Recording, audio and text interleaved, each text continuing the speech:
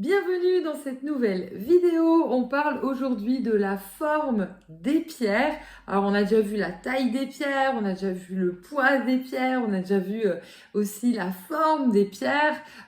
Plus voilà, elles vont être imposantes, plus ça va jouer dans l'environnement en fonction si on travaille sur soi, sur une pièce, sur une maison entière.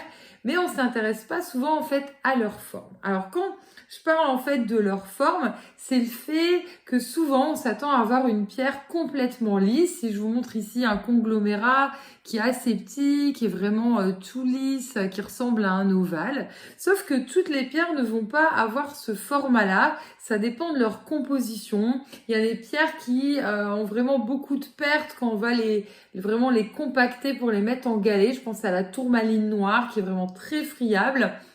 Et si on veut vraiment en faire un morceau extrêmement lisse, extrêmement dur et entre guillemets parfait, il y a beaucoup de pertes et c'est très transformé. L'idée de travailler avec des pierres, c'est pas forcément que ces pierres soient ultra transformées, ça en devient même dommage, voilà. Comme souvent le lapis lazuli, je vous explique aussi, ou le corail, qui est souvent bourré de colorants, mais vous le voulez souvent bien bleu pour le lapis. Le corail, vous le voulez très rouge, donc c'est un peu dommageable, de vouloir des pierres naturelles et de choisir quelque chose qui est entièrement transformé. Ici, je vous montre une cobaltocalcite, qui a un petit trou à première vue. Et je sais qu'il y a plein de personnes qui disent « Ah là là, mais elle a un défaut, c'est bon pour la poubelle. » Mais on n'est pas sur une pierre qui doit être parfaite. Vous voyez, c'est pas un carré parfait. Comme nous, en tant qu'être humain, on n'est pas parfait non plus. C'est pas pour rien qu'il y a différentes silhouettes qui existent. On fait pas tous la même taille. On a la vie qui fait qu'on peut avoir des cicatrices, des vergetures. On a des grains de beauté. On peut avoir différentes différenciations physiques, mais qui font ce que l'on est. Donc c'est vrai que assez rarement, mais de temps en temps, je peux avoir des messages de personnes qui me disent « Ah, mais la pierre que j'ai reçue, elle n'est pas parfaite.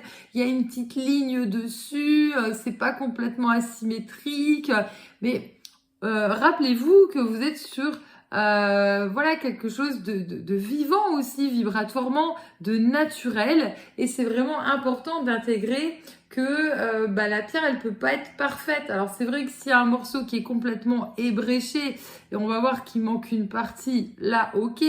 Mais sinon, vous voyez, si on regarde vraiment dans le détail, hop, j'essaie de vous montrer, c'est pas parfaitement lisse. Vous voyez, si on passe le doigt, c'est même pas forcément perceptible, mais si après on veut vraiment la regarder en détail, on trouvera toujours des défauts. Comme nous, on se trouvera toujours des défauts si on se regarde à la loupe, alors qu'une autre personne va dire mais non, il n'y a aucun problème, je vois pas, voilà.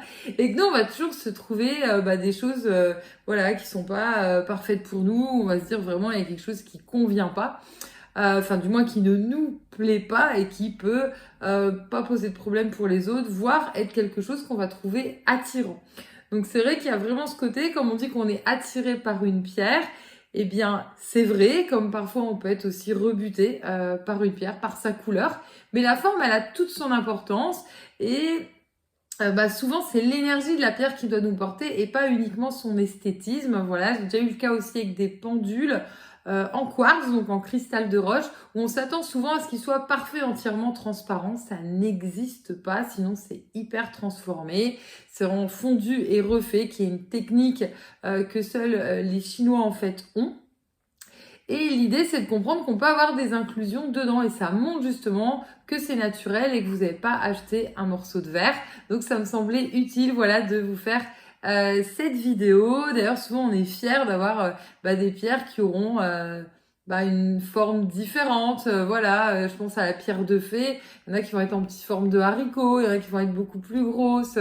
Il n'y a pas une pierre qui est identique. La malachite, souvent, c'est des petites lignes et il y en a, ça va faire des petites taches en rond.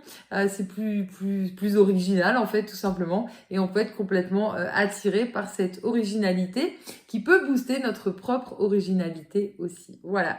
J'espère que cette vidéo vous a plu. Si vous souhaitez aller plus loin, vous pouvez retrouver toutes nos créations artisanales magnétisées en pierre naturelle, également toutes les formations certifiantes, que ce soit sur la lithothérapie, mais également le pendule pour les énergies et également la médiumnité. Je vous dis à très bientôt pour de prochaines vidéos.